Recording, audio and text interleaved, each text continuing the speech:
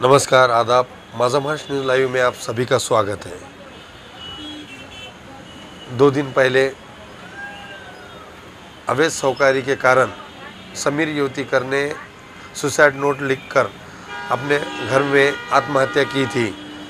उसके चलते पुलिस ने उस सुसाइड नोट के ज़रिए से उन आरोपियों के ऊपर कार्रवाई भी की भाग्यनगर पुलिस स्टेशन में। फिर भी अवैध सौकार दीपक पाटिल को गिरफ्तार नहीं किए करने पर समीर योतीकर के पिताजी ने पुलिस से मांग की है कि जिस तरीके से उनका एकलौता एक लड़का समीर योतीकर ने आत्महत्या की, फांसी ली घर में, उसके जो भी गुनहगार है उनको जल्द से जल्द अटक किया जाए। उन्होंने ऐसी मांग की है। ऐसा देखने में आ रहा है कि नांदेड़ शहर में जिस तरीके से फाइनेंस के धंधे, अवैध सौकारी, ये गटों का जो है ये सिलसिला बहुत सारा बढ़ गया है। नांदेड़ में देगलूर नाका हो या कोई भी एरिया हो, शिवाजी नगर हो, महबूब नगर हो, जो भी एरिया है वहाँ पर एक नई फैशन चालू हो गई।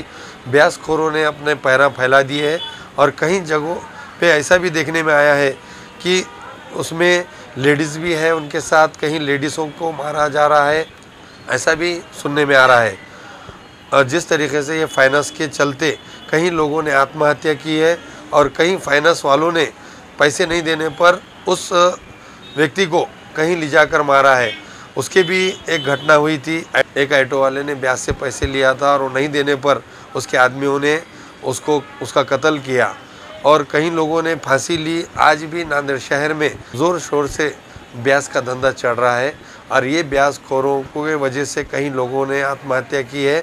और अवैध सौकारी जो है ऐसे कहीं पर रेड भी हुई है। जिस तरीके से भंडारी जो फाइनेंसर है उस पर भी इनकम टैक्स की रेड हुई थी। ऐसे कई फाइनेंसर हैं जो लीगल है, इलीगल है।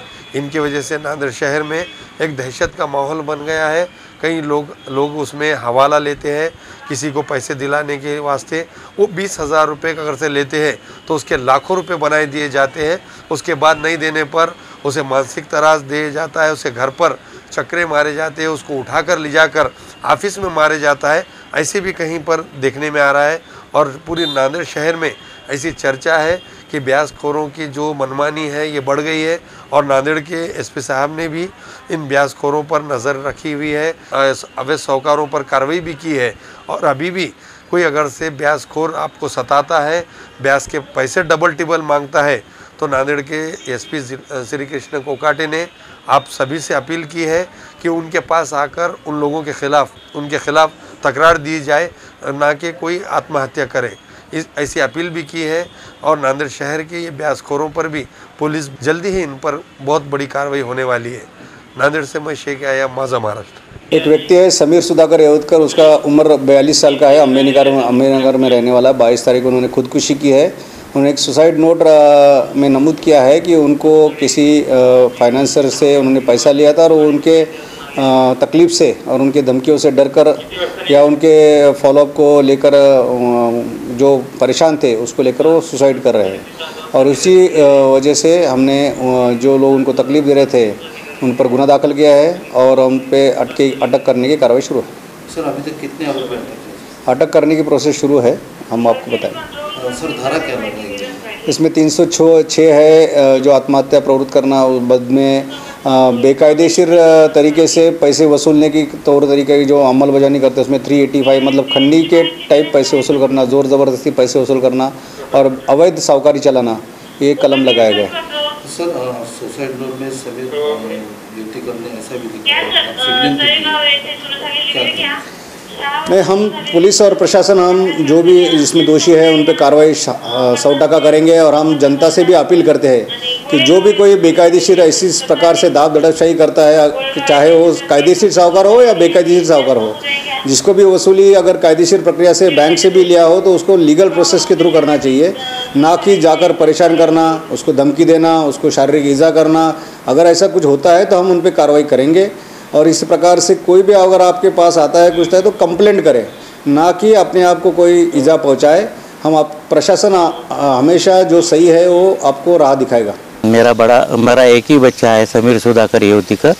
उसने आज सुबह 11 से 11:30 में फांसी ले ली है क्या क्या वजह क्या वजह उसकी ये थी कि दीपक पाटिल बोल के कोई है, उसके नाम से एक सुसाइड मिली, सुसाइड नोट मिली। सुसाइड नोट में ऐसा लिखे वाला है, दीपक पाटिल बोल के एक आदमी था, उसके पास से उसने कुछ पैसे लिए थे। वो पैसे के ऊपर डेली 1000 रुपये उन्होंने ड्यू लगाता था, यानी बैच के ऊपर, बैच टाइम पे नहीं दिए तो ऐसा उसके पास से ज़्यादा पैसे ले लिया उन्होंने, और अभी मैनेज नहीं हो रहा बोल के सुसाइड कर रूम बोल के लिखे वाला है उसमें। आंवले का धंधा था, आंवले के प्रोडक्ट थे अलग अलग। 11:30 बजे मालूम हो गया। बच्चा मोबाइल लाने को भेजा था। तो बच्चा आया नीचे कि वो फांसी को आने लटके वाला है बोल के बोल। उनकी बीवी ने वो रस्सी काट दी। बस इस बारे में तकरार और पुलिस आए वाली, पुलिस को बताए सब। डिमांड क्या है आपकी, आप क्या कहना चाहते हैं? मेरा क्या कहना है, उसके ऊपर न्याय मिलना, इतना ही कहना है।